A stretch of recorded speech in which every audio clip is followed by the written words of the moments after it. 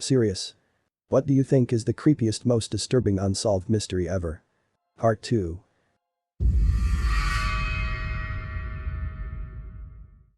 The Spy in a Bag case. The death of MI6 operative Gareth Williams, whose decomposing corpse was found zipped into a locked duffel bag in the bathtub on his flat. The key to the padlock was inside the bag under his body. There are many theories that he had been investigating Russian money laundering and tax fraud and paid the price. However, the police concluded that no one else was present at the time of death. There were no fingerprints or DNA found on the bathtub, including his own. It's a very strange story. A murder in Atlanta in 2020-2021. Katie and Bowie. Katie was walking Bowie, her pitbull, at dusk in Piedmont Park around 6 to 7 p.m. The area of the park had view from cameras, but thanks to Atlanta's mayor, a lot of them don't work. Only 3 in the park do. And unfortunately, it wasn't any of the cameras near Katie or Bowie during the attack. The bodies were found completely mutilated, disturbingly mutilated. People in the area said that they heard her screaming, begging, basically being murdered, but nobody was able to see anything from their rings or windows. They only called police. Katie's eyelids were sliced off. She was gutted but going upwards, from her pelvic region all the way up to her top chest cavity. Bowie, her pitbull, fought like hell. He fought so hard and was brutally killed by the killer as well. So many stab wounds, but Bowie was able to get some of the killer's DNA during a bite. I've never seen or heard the police ask the community for help like I did this one. The thing is, there's a large homeless population in that area. Nobody ever reported or put online that they witnessed someone who was bitten or mauled by a pitbull. So where did the killer get treatment? There's theories on who it was, but Atlanta is so giant and packed with people that this case may very well never be solved. One theory is that this was the beginning of or peak of a serial killer. Another theory is that there were 2 attackers.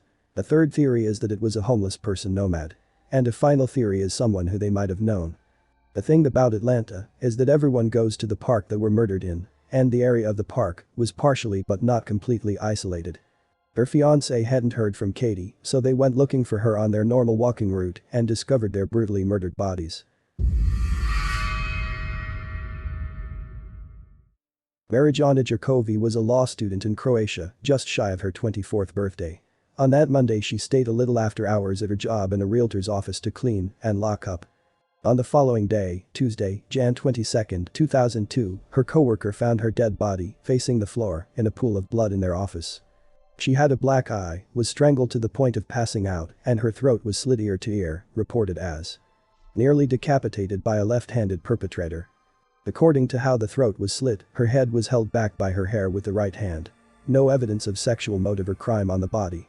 The door to the office was closed. There were no signs of struggle or break-in, except for an overturned chair next to which the body was found. The door automatically locked after closing, therefore Marijana had to let her murderer in. There was an envelope with a substantial amount of cash from the business, hygienic pads, and pens on the desk. Her wallet, which is said to have not contained much money, is considered the only thing taken from the scene.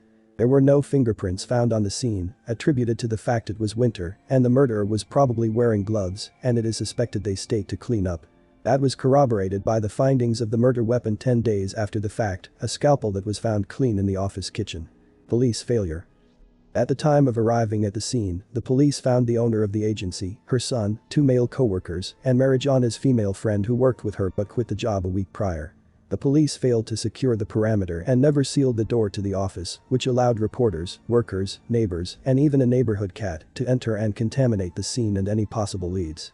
The office was also searched poorly, considering the murder weapon was only found 10 days later a few meters away in the office kitchen by pure chance, and since it was completely cleaned, it was nearly dismissed but sent for analysis anyway, where it was determined it contained traces of her blood. Unable to determine if the murderer cleaned it or anyone else did it after. At the autopsy, a speck of blood was found on Marijana's pants, which was confirmed to belong to a female. However, the autopsy desk was not cleaned thoroughly, and the blood ended up belonging to a body from a previous autopsy and was completely unrelated, which was only determined a couple of years after the investigation filed this as a lead. Police had a suspect, but only requested their clothing for inspection a week after the crime, at which point they were already washed and useless to the investigation. Her wallet is missing, thought to be a red herring to make police think it was a robbery, even though the cash envelope remained at the desk. A diary was recovered at the scene from her bag, found with several pages torn out, providing no leads. Her mobile phone found at the scene allegedly yielded no evidence, but at the beginning of 2003, almost a year after Marijana's death, her mother received a court summons for unpaid bills from her daughter's telecommunication company, showing several phone calls that uncovered the fact the phone wasn't in storage, but rather used by an undisclosed person until the August of 2002. Probably a member of the police, it was never publicly addressed by the police regardless of formal inquiries. The phone and her diary were later returned to her boss, instead of her family, for incompetency reasons. The final attempt of solving the case was submitting a warrant to tap the phones of everyone connected to the crime, however, it was thrown out because it was filed incorrectly. And never filed again. Suspects. The male coworker who found her body. Some reports say he made unwanted sexual advances towards Marijana, who was recently engaged. Cleared for undisclosed reasons, possibly a polygraph. Marijana's fiancé. Allegedly they were having problems, he was aggressive or jealous. To be interpreted as reportive bias and police resolving to the statistics of partner homicide. Cleared by passing a polygraph and having an alibi. Marijana's boss. Last to see her alive, implicated by the fact there were pads on the desk and women usually wouldn't leave those lying around in front of men, and the later disproved drop of blood belonging to a female. Cleared because it was slightly ridiculous to begin with, passed a polygraph. Unnamed suspect. The person of interest whose clothes were requested too late and apartment never searched. Little information available, possibly because there is a strong belief they are connected to the crime but lacking in evidence. Theories. Marijana uncovered a real estate scam enabling powerful people to get prime real estate by either scamming the elderly or illegally taking it from displaced Serbs by forging ownership contacts. For context, in Croatia after the independence war, a lot of Serbian nationals moved back to Serbia, died, or otherwise abandoned their property, which allowed for war profiteers to move in and naturalize those spaces as their own. Her family believes she uncovered this while working on a project for her job and was subsequently murdered to keep quiet. Pro. Completely possible. Con. Her murder isn't considered a classic clean murder for hire, which was usually done by gun or knife. She was first choked and then had her throat slit by an object found in the office, which indicates opportunity, passion, or incompetence. The unnamed suspect is the son of Marijana's boss, who was doing shady business through the company and who Marijana confronted with her findings. Pro.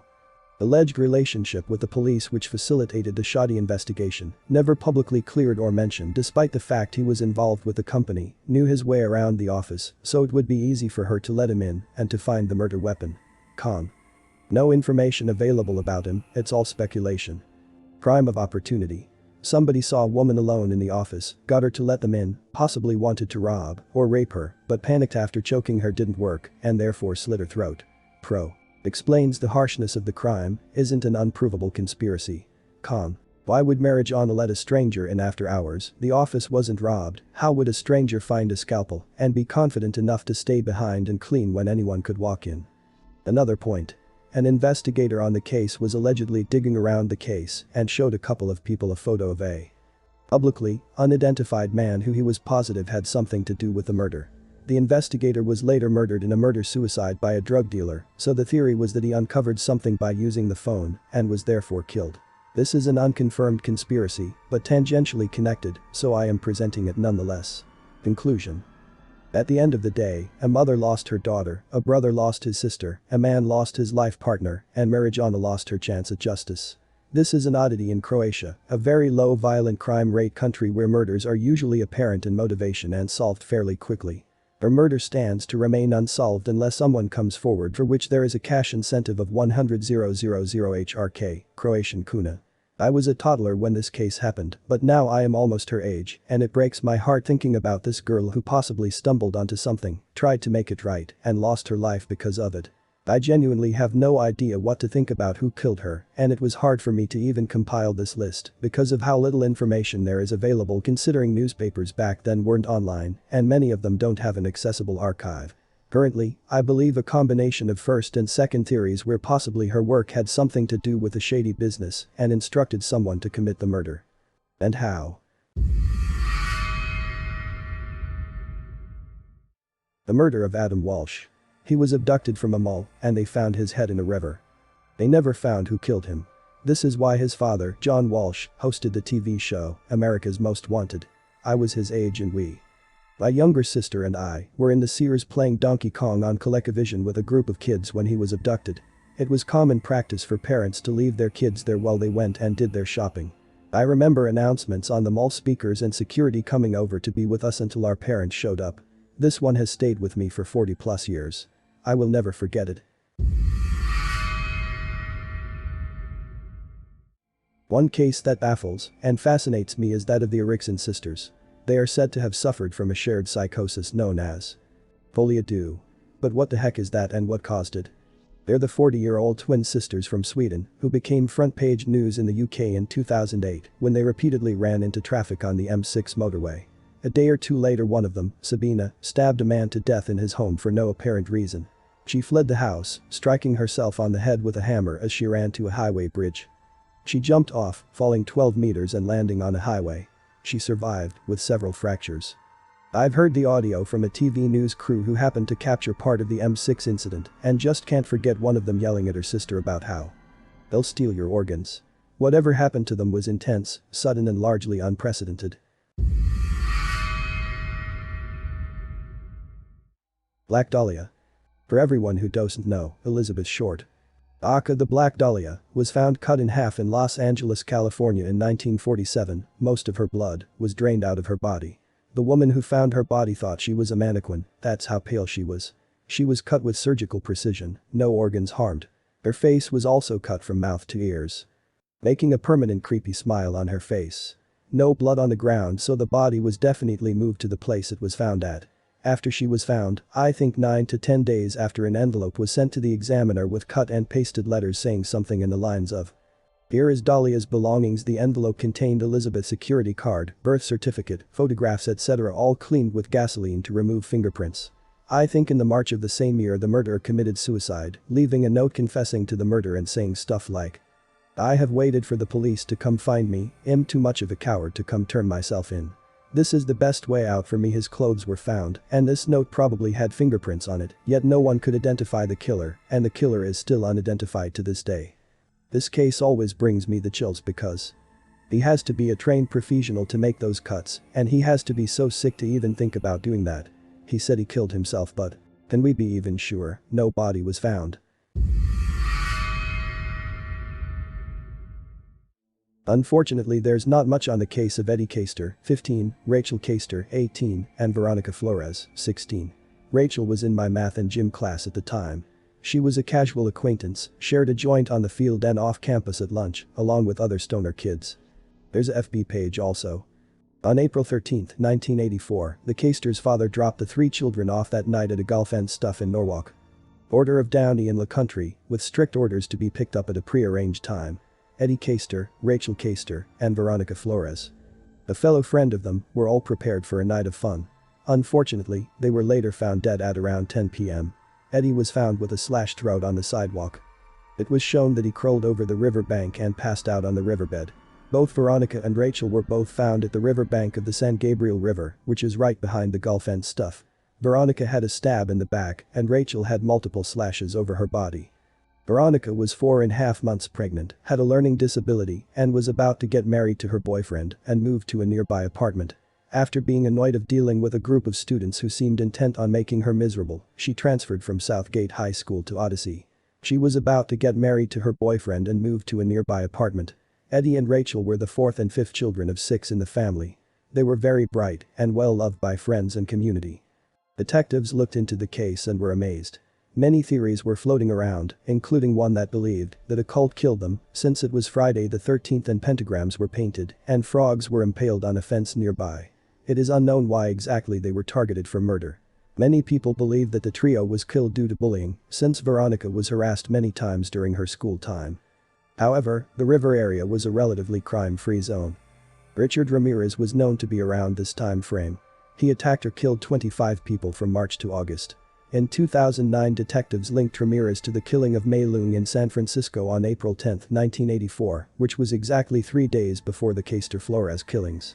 Ramirez was known to travel all over the state looking for people to kill. Veronica's family wondered if it was Richard Ramirez who killed them. Detectives never really thought of the idea, but they have never carefully checked to see if Ramirez was involved. Detectives took another look at the case in 2009. They collected DNA from evidence, which they had believed belonged to someone other than the 3 teenagers. They ran the DNA through a database of criminals, but they got no hits, meaning the samples didn't correspond to any criminals from whom DNA had been collected. The Nanjing mutilation case. On the evening of Jan 10, 1996, Diao Aiking left her Nanjing University's dormitory, although she had every sign of coming back later. She didn't come back. Her body, which was chopped dismembered into over 2,000 pieces, came back instead. They were packed into bags and strewn all over the Nanjing University perimeters. Found in the days during January 19 to 23, 1996, and another part of Nanjing near the municipal government office. Up until today, rumors and theories abound about when she died, where she died, how she died, and the murderer's background and identity, and how she met him. There were unconfirmed reports of someone being in custody numerous times, but no charge could be brought. And the creepiest thing is, who the hell can dismember a person into 2,000 plus pieces and still eat and sleep with the corpse for almost 10 days? Who can evade the police for over 20 years? And Kaifeck, he or she never killed again, or at least no other similar murders ever popped up. The Hinterkaifeck murders. The farmer in Germany back in the 1920s had noticed mysterious footprints in the snow around his house. There was also strange stuff happening around the farm. Footsteps in the attic, a newspaper that no one in the family had bought, and eventually the house keys disappeared. What makes it stranger is that the housekeeper had left a few months prior, swearing up and down that the farm was haunted. The family suddenly went unseen for a couple of days. Their neighbors went to check on them, only to find the entire family as well as their newly hired housekeeper had been murdered. Most of the family had been led into the barn one by one and slaughtered with what's believed to have been a pickaxe. The maid and their youngest son were killed in their beds. The worst part is that the youngest daughter lived for a few hours after the attack. She spent the last few hours of her life lying next to her dead family in the hay of the barn and had torn chunks of her own hair out in that time. Despite the best efforts of the police, they never found out who murdered the family. Whoever it was stayed in the house after the murders. The neighbors saw smoke coming from the chimney and some of the food had been eaten. Still, 90-something years after the murders, no one really knows who did it.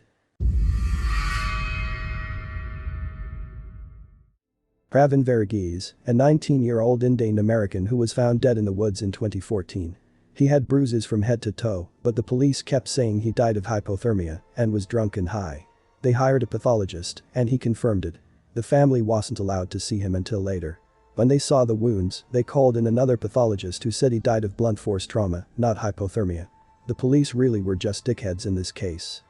Some geege guy who admitted to hitting him and seeing him go into the woods was indicted for it in 2017, but his father paid $1 million for bail, and he roams free. There's so much about the case that I wish everyone could look into. So many inconsistencies, many believe it was a racial crime, but the police have done bumsquid about it. Definitely not the creepiest ever, but thought I'd mention the Bloody Benders. They were a family of serial killers near my hometown in the 1870s. They ran a small general store restaurant motel on a popular trail. The sleeping quarters were separated from the dining area by a large wagon tarp. They would seat dinner guests with their backs to the tarp. A man would hide behind the tarp and could see the silhouette of the guest. He'd bash them in the skull with a hammer and the body would fall into the cellar via trapdoor. The motive was robbery. Although the reports of missing travelers on the trail were mounting and suspicion was zeroing in on their area, they got away with it for quite some time. They would target single men traveling alone. Their big mistake came when they killed a prominent local doctor whose brothers were a state senator and an army colonel. The army colonel relentlessly searched for his brother and interviewed the neighbors who indicated the Benders were creepy and potentially criminal. Very soon after that their business was found abandoned. The neighbors, led by a local sheriff's detective, uncovered dozens of graves on the property, including that of a man and small girl buried in a single grave. Evidence indicated the child was buried alive. Detectives pursued the family to a criminals colony in western Texas, but couldn't pursue them any further. Later, 2 women matching the description of 2 women of the family were arrested in another state and brought back for trial. They were positively identified by several neighbors. Their lawyer fabricated evidence providing them with an alibi, which the county accepted, not wanting the expense of a trial, and they were released. An alternate theory, told by my great-great-great-grandfather, who was one of the neighbors, is that the neighbors formed a posse and hunted them down, finding them camping next to a river in the next county, and lynched them. The posse were sworn to secrecy at least until their leader died. The leader was the father of the sheriff's detective. Thanks for watching. If you like the video, please drop a like, and to stay up to date with my latest videos, make sure to subscribe to this YouTube channel by clicking the button under this video.